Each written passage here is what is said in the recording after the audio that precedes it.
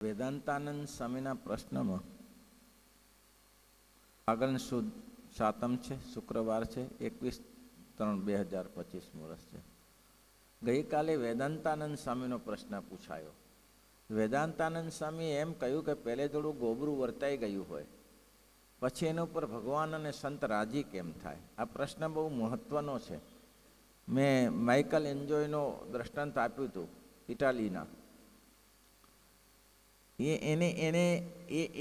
દ્રષ્ટાંત બહુ મહત્વનું છે કે સારો શિલ્પી મળી જાય, સારો કારીગર મળી જાય તો ગમે તેવું ગોબરું વર્ત્યું હોય, જેમ કે માઇકલ એન્જોય એને એક ચિત્ર દોરવું હતું ઈસુ ખ્રિસ્તનું મેરી સાથેનું, તો એ ફરતો ફરતો ઘણી જગ્યાએ તલાશ કરી પણ એને જેવો જોઈ તેવો પથ્થર મળ્યો નહીં.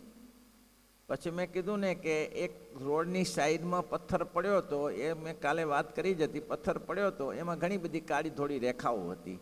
એટલે જે મૂળ માલિક હતો એને એક પથ્થર કંઈ કામ લાગ્યો નહીં, એટલે એક બાજુ મૂકી દીધો સાઈડ. પથ્થર બહુ મોટો કે ઉપયોગી નથી. માઇકલ એન્જોય ફરતો ફરતો ત્યાં આવ્યો અને જોયો તો એને ખબર પડી કે આ પથ્થર ઠીક છે, મને જેવો જોઈએ છે એવો છે. કોનો છે જોયો તો ફેક્ટરી, ત્યાં એક દુકાન હતી. એને પૂછ્યું આ પથ્થર? તો કે અમારો છે. અમારો છે અને નથી પણ કેમ? તો કે અમારે કોઈ કામનો નથી, એટલે સાઈડમાં મૂકી દીધો. બહુ મોટો છે ને કોઈ એનું ગરાગ આવ્યું નથી. અચ્છા, તમારે જોઈએ છે? હા, લઈ જાઓ. કેટલું દામ ચૂકવાનું? કંઈ નહીં, લઈ જાઓ. અમારે તો એ પથ્થરને અહીંથી ઉપાડીને બીજી જગ્યાએ નાખવાનો ખર્ચો થાય, એને કરતાં તમે પથ્થર લઈ જાઓ. હવે આ પથ્થર ક્યાંય કામ લાગે એવો નહોતો. આ જગતમાં જીવ કોઈ જગ્યાએ કામ લાગે એવા નથી, અણઘણ પથ્થર જેવા છે. અને ઘણી બધી રેખાઓ લઈ લઈને બેઠા છે, ઘણી જીવનની રેખાઓ લઈને બેઠા છે. પોતાનામાં માલ નહીં, અને જગતમાં કહેવાય ને પૈસાની પેદાશ નહીં, ઘણીની નવડાશ નહીં. આવું ધંધો છે. રાત્રે દિવસ અહીંથી અહીં ને અહીંથી અહીં કૂટ્યા કરે છે. એને ખબર પડતી નથી કે હું શું કરું છું, ખબર પડતી નથી. નથી તો વ્યવહારનું કરતો, નથી તો ભગવાનનું કરતો. અને પથ્થર જેવો જીવ કહેવાય. એ માઇકલ એન્જોએ આ પથ્થર લીધો અને પોતે લઈ ગયો.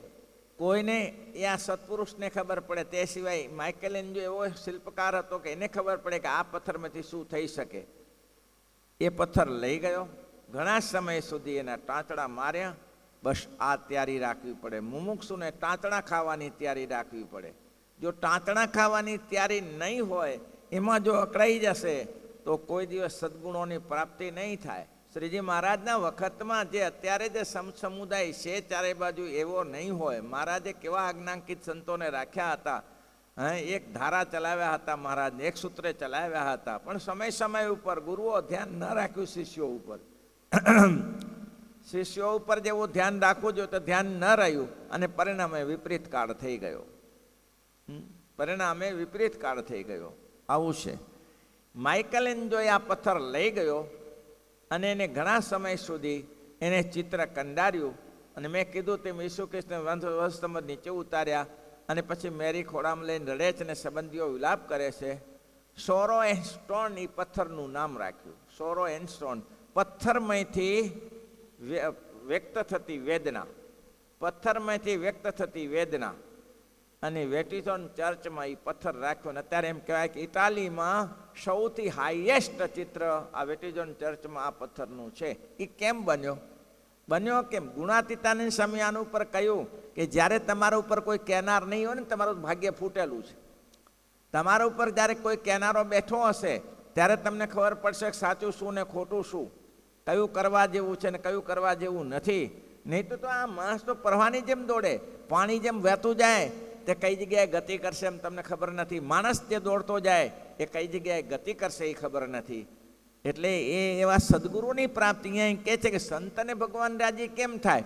તો કે મહારાજ કે પોતાના સ્વભાવને પેલો વેરું જાણો. પણ તો હું આ સંતોના સમાગમમાં આવ્યો છું, મોટું મારું ભાગ્ય છે એ માને, અને ટાંચડા ખાવાની તૈયારી રાખે. ટાંચડા કયા? શબ્દરૂપ ટાંચડા છે. માણસ પથ્થર છે ને શબ્દરૂપ ટાંચડા છે, એને ખાવાની તૈયારી રાખે. મહારાજ કે તો કામ થાય. તો આમ જે વેટિકન ચર્ચમાં જે મૂકેલું જે પૂતળું જે ઈસુનું, એના જેવી માણસની દશા થાય. એ ઘડાઈને તૈયાર થઈ જાય. બાકી બહુ કઠિન છે, બાકી કઠિન છે. ગુણાતીતાનંદ સ્વામી કે અમે તો વૈદ્ય છીએ, અમે તો જાંગલિક વૈદ્ય છીએ, અમે તમને ઔષધ નહીં આપી તો કોણ ઔષધ આપશે? ત્યારે ગુણાતીતાનંદ સ્વામીની પરિસ્થિતિ કેવી, મેં એટલા માટે એક દ્રષ્ટાંત આપ્યું હતું કે તમારું નાનામાં નાનું વિચારે તે અભયસિંહ, લોધિકાના દરબાર અભયસિંહ. હવે અભયસિંહને ગોપાળાનંદ સ્વામીની કૃપા, અને એવી કૃપા, આમ તો મોટો માણસ કંઈક માંસાહારીને દારૂડિયો હતો, કોઈ કામ લાગે એવું નહોતો, પણ ગોપાળાનંદ સ્વામીનું વચન મનાઈ ગયું અને સત્સંગમાં દ્રઢ નિષ્ઠાવાળા થયા. સવારે 6 વાગે દાતણ કરતા હોય તે પહેલાં જે વ્યવહાર કોઈને મંત્રીઓને પૂછવો હોય તે પૂછાઈ જાય. 6 વાગ્યા પછી એક દાતણની ચીર ફેંકી દીધી, પતી ગયું. પછી વ્યવહારની નાહી ધોઈને ધ્યાનમાં બેસી જાય. તે કેટલા વાગ્યા 6થી કરીને 12 વાગ્યા સુધી ધ્યાનમાં બેસે. ત્યાં સુધી એને કાંઈ કોઈને બોલાવવા ના જવાય, એનો દરવાજો બંધ હોય, પૂજા પાઠને ધ્યાનમાં મસ્ત થઈ જાય. ગુણાતીતાનંદ સ્વામી લોધિકા પધાર્યા, બધી વ્યવસ્થા કરી દીધી. દરરોજ મોતિયા લાડુના થાળ, ચૂરમન લાડુના થાળ, જલેબી મોહનથાળના સાડ, 1 દિવસ 2 દિવસ 3 દિવસ. સંત સિવાય કોણ ભૂલ ઓળખાવે ભાઈ? હવે લોધિકા દરબાર ખોટું શું કરતા હતા? સવારેથી ઉઠીને ધ્યાનમાં બેસી જતા હતા, ખોટું કરતા હતા. પણ એની ખોટાની ભૂલ તમને ઓળખાવી જોઈએ, કે સાચામાં કંઈ ખોટું છે એવું ઓળખાવવું જોઈએ. બોલો. હવે આવી ભગવાન રામાનંદ, એને ગોપાળાનંદ સ્વામીની કૃપા થઈ હતી. 3 દિવસ ત્યાં, ને ચોથે દિવસે સાંજે પગે લાગવા ગયા, જય સ્વામિનારાયણ કહેવા ગયા. સ્વામી કે આવો દરબાર, આવો આવો. તું એમ સમજે છે અભયસિંહ, એવું સમજે છે? તારા મોતિયા લાડુ ખાવા અહીંયા, મોતિયા તો કૂતરાના નામ હોય છે. હે, મોતિયા લાડુ ખાવા એમાં મોતિયા તો કૂતરાના નામ હોય છે. તું જલેબી ને સાટાની ને મોહનથાળ રસોઈ આપે છે એટલે તું પૂરો, એ ખાવા નથી આવ્યા. અમે તો રોટલામાં પર્યાપ્ત છીએ. અહીં આવ્યા છીએ તને મહારાજની વાતો સંભળાવવામાં. આ મહારાજની મૂર્તિ છે, મહારાજની કથા વાર્તા સાંભળવી ભગવાનની મૂર્તિ છે. મને ખબર નથી કે તમે 6 થી 12 વાગ્યા સુધી ધ્યાન ભજનમાં બેસો છો, એ ભલે બેસતા, એ હારામાં મારું કામ કરો છો, ખોટું નથી. પણ મારી વાર્તાઓ, મારી વાર્તાથી એની પુષ્ટિ થશે, અને મારી વાર્તાથી એમાં ખોટું હશે એ સાચું સમજાશે. માટે અહીંયા બેસો, મારી પાસે બેસો. હું આવ્યો છું જુનાગઢથી, અહીંયા તને કથા સંભળાવવા માટે આવ્યો છું. બોલો, આ મોટા સંતો સિવાય કોણ કરે? રાજા મહારાજાને કોણ કહી શકે?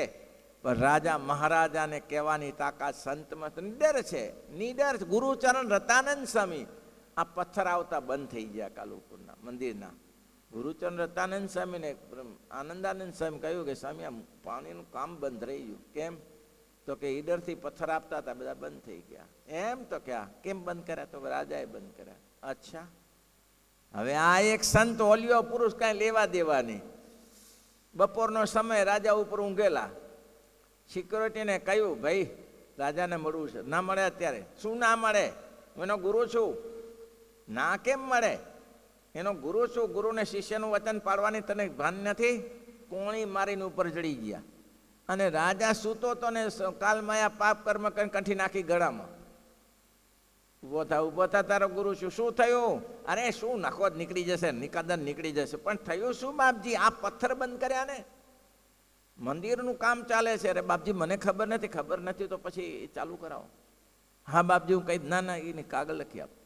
એટા ટાઈમ કાગળ લખાવ્યો. નિડર પુરુષનું કામ છે. રાજા મહારાજ ગોળીએ ચડાવી દે હતો. અને શું લેવા દેવા?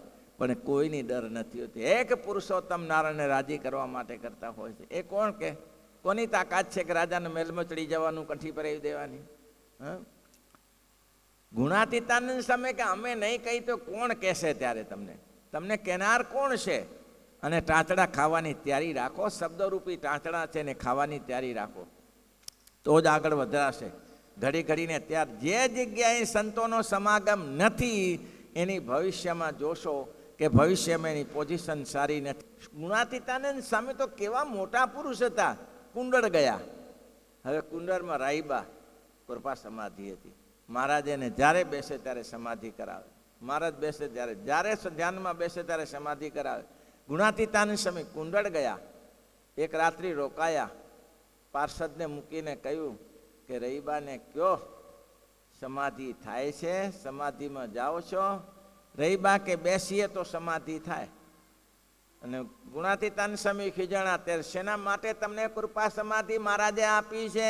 આ વ્યવહાર કે વ્યવહારમાંથી નવરી નથી પડતી. વ્યવહાર તો તારા જન્મો જન્મના થયા છે ને હજી એ થશે. આ કરવાનું મહારાજે જે તમને કૃપા કરીને કહ્યું છે એ કરો, બીજું કરવાની જરૂર નથી. મહારાજે તમને જે આજ્ઞા કરી છે એ કરો, ત્યારે ઓળખાણ પડે. નહીં તો ઓળખાણ કોણ પડે? કયો ભગવાન અને સંતો જ્યારે ઓળખાવે નહીં ત્યારે ઓળખાણ કોની પડે? કોણ ઓળખાણ કરે? ઓળખાણ કરાવે કોણ? તો આ જરૂરી છે. એટલા માટે મેં ફરીથી આ ચેપ્ટર લીધું. ગુણાતીતાન સ્વામીએ કહ્યું કે ભાઈ કહેનારા નહીં હોય ત્યારે તેનું ભાગ્ય ફૂટેલું છે. આવું છે. કેવી વાતો લખી છે જુઓ. આ ભગવદાનંદ સ્વામીનો પ્રશ્ન આવે છે. ભગવદાનંદ સ્વામીએ એમ કહ્યું કે હે મહારાજ, ભગવાનની લોકો પરોક્ષ પરોક્ષનું વર્ણન કરે છે ને આ પ્રત્યક્ષની વાતો છે. મહારાજ, ભગવાન પાસે બેઠા હોઈએ અને જેવી બીક રહે એવી દૂર ગયે પણ કેમ બીક રહે? બોલો, દૂર જઈએ કેવી બીક? કુનિયા મૂર્તિની બીક રહે? મૂર્તિ બે ધોલ મારવાની, મૂર્તિ ધોલ મારી દે. એ પ્રગટ બેઠા છે ને એની બીક રહે. મૂર્તિની મર્યાદા રહે. અહીંયા બેઠા છો તો મર્યાદા પૂરી રાખો. તમે મર્યાદા રાખો એટલે ગમે તો એલફેલ બોલો નહીં, ગમે તેમ ગપ્પા મારો નહીં. એ મૂર્તિની મર્યાદા છે. પણ મૂર્તિ પાસે તમને બીક રહે? અહીં તમે બેઠા છો તો તમને ત્યારે બીક રહે છે કે નથી? ધોકો લઈને આવશે તો નહીં ને, એવી બીક રહે છે? નથી રહેતી. પણ એટલા માટે ભગવદાનંદ સ્વામીએ પ્રશ્ન પૂછ્યો કે મહારાજ, જેવા નજીક રહીએ અને જેવી બીક રહે છે એવી મહારાજ કે જ્યારે દૂર જઈએ ત્યારે પણ મહારાજ કેવી રીતે બીક રહે? શું ચેપ્ટર આપ્યું છે પ્રત્યક્ષ પ્રગટની ઉપાસનાનું? ભાઈ શું ચેપ્ટર છે? મહારાજે પહેલો જ પ્રશ્ન કર્યો. મહારાજ કે બીક તો સ્વામી ત્યો રહે ભગવદાનંદજી, એ પુરુષોત્તમ નારાયણની બીક રહે. આ જે બેઠા છે ને 5 વસ્તુ ધ્યાન રાખજો. 5 સૂત્ર કંઠસ્થ કરી રાખજો. આ સર્વોપરી નિષ્ઠા માટે છે. 5 સૂત્ર ભાઈ જરૂરી છે. સૂત્ર યાદ રાખશો તો. શ્રીજી મહારાજ કે ભગવદાનંદજી સાંભળો, આ જે બેઠા છે ને એ અનંત કોટી બ્રહ્માંડોને ઉત્પન્ન કરે છે. કેવા બેઠા છે? આ બેઠા છે તો કે હા, તમે ખાવા આપો ત્યારે હું ખાઉં છું, તમે સુડાવો ત્યારે સુવું છું. આ બેઠા છે એ અનંત કોટી બ્રહ્માંડોને ઉત્પન્ન કરે છે, એને ધરી રહ્યા છે. બોલો, ઉત્પન્ન કર્યા પછી પડતા નથી મૂકતા. એ બ્રહ્માંડોને ધરી રહ્યા છે. અનંત કોટી બ્રહ્માંડોને ઉત્પન્ન કરે છે અને ધરી રહ્યા છે. એક. બીજું સૂત્ર, વ્યતિરેક થતા અન્વય છે અને અન્વય થતા વ્યતિરેક છે. સમજો છો? નહીં સમજાય. અભ્યાસ કર્યા વગર નથી. મેં કીધું વેતનામરનું પુસ્તક રાખો સાથે, જે હોય તે. પેલા બાપા કયા થઈ ગયા આફ્રિકામાં? બળદિયાના કરશનભાઈના દાદા. એની પાસે 2 જ વસ્તુ, ગોપાળાનંદ સાહેબની વાતો, વચનામૃત. જ્યાં બેસે ત્યાં આ વસ્તુ. ગાડીમાં હોય તો ચાલુ કરી દે, પ્લેનમાં હોય તો ચાલુ કરી દે, કે આ મૂડી છે આપણી. વચનામૃત તો નિર્ભય થકા. દુનિયા આખી, આફ્રિકા આખું એનું કવર કરેલું છે. જ્યાં જુઓ તો બિલ્ડિંગો બિલ્ડિંગો બિલ્ડિંગો એની છે બધી. જ્યાં જુઓ ત્યાં. છતાંય વચનામૃત છોડ્યું નહીં છેલ્લે સુધી.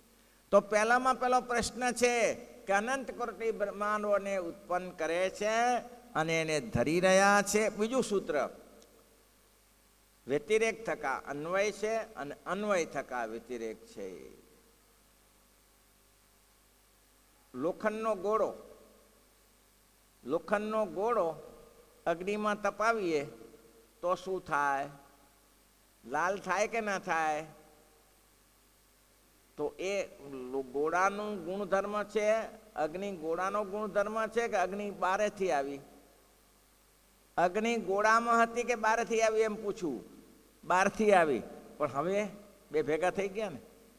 હવે અગ્નિને લોખંડનો ગોળો એક થઈ ગયા ને. હવે તમે કહો અગ્નિને આને શું અડાડા હાથ હવે બાળીને ભસ્મ કરી નાખે ને? ગોળાનો તો ગુણ શીતળતા છે, તો અગ્નિનો ગુણ ગરમ છે. તો કેમ થયું? તો કે અન્વય થઈ ગયા. અગ્નિ આ ગોળાને અન્વય થઈ, એટલે આનું શુદ્ધ થઈ, એમાં મિક્સ થઈ ગઈ એની સાથે. એમ ભગવાન જીવોની સાથે અન્વય રહે છે. દરેક જીવોની વિશે અન્વયપણે ભગવાન રહે છે. અન્વય રહ્યા થકા પણ એ ભગવાન વ્યતિરેક પણ છે. એ ધારે તો સ્વતંત્ર રહી શકે છે, કોઈ ચિંતા નહીં. મહારાજ કે હું ધારું તો મહાપુરુષને નહીં, અક્ષર બ્રહ્મને મારામાં સમાવીને હું એકલો રહી શકું છું. અક્ષર બ્રહ્મની પણ તાકાત નથી કે એને હું ધારું એ કરી શકું છું. બોલો, આવું છે. ત્રીજું સૂત્ર બોલો ભગત.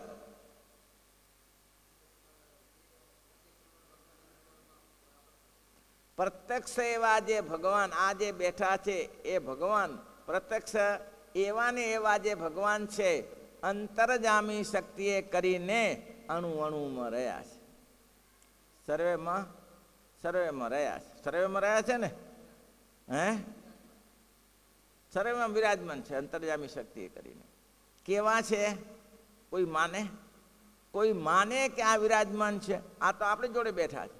એને કોઈ રીતે અંતરજામી શક્તિએ કરીને ભગવાન કે એ પ્રત્યક્ષ એવા જે ભગવાન તે અંતરજામીય શક્તિએ કરીને સર્વમાં વ્યાપીને રહ્યા છે, સર્વમાં રહ્યા છે. ત્રીજું સૂત્ર, આ એવા જે ભગવાન તે સર્વની અંદર એનો વ્યાસ છે. પછી બહુ સરસ કહ્યું કે આ જે બેઠા છે ને એ ભગવાન, ચોથું સૂત્ર, એના ડોલાવ્યા સિવાય ત્રણખલું પણ ડોલવા તૈયાર નથી. બોલો, એને ડોલાવ્યા સિવાય ત્રણખલું પણ ડોલવા તૈયાર નથી. એનું ડોલાવ્યું બધું ડોલે છે.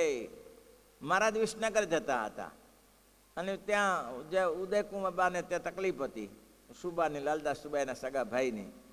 આખા લોકોને ખૂબ હેરાન કરતો હતો. ત્યાં મહારાજને કીધું, દર્શન કરવા ગઢપુર આવ્યા હતા. મહારાજને કહ્યું કે મહારાજ મુસીબત છે થોડી. શું? મારો ભાઈ લાલદાસ સુબો 500-600 સત્સંગી છે, બધાને હેરાન કરે છે, તાપમાં ઊભા રાખે છે, માટલા ઉપડાવે છે, ભારા ઉપડાવે છે. ગામનો સુબો છે, કોઈ કહી શકતું નથી. મહારાજ કેમ આવી જશું? એ લાલદાસ સુબાને ત્યાં એક ચાપટીમાં ઉડાડી દે એવી તાકાત છે, કોઈની તાકાત નથી. અને શ્રીજી મહારાજ ત્યાંથી રાત્રે 1 વાગે સાના નીકળી ગયા. મૂળજી બ્રહ્મચારી પડખું ફરી જોયું તો મહારાજ નહીં.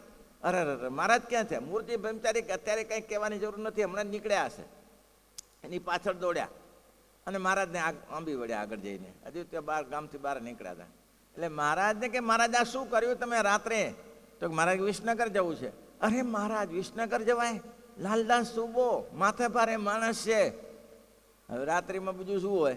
ત્યાં પીપળો હતો, ત્યાં પીપળાના પાંદડા હાલતા. મારે ત્યાં બ્રહ્મચારી આ પાંદડા કોણ હલાવે? પવન હલાવે. પવનને કોણ મૂકે?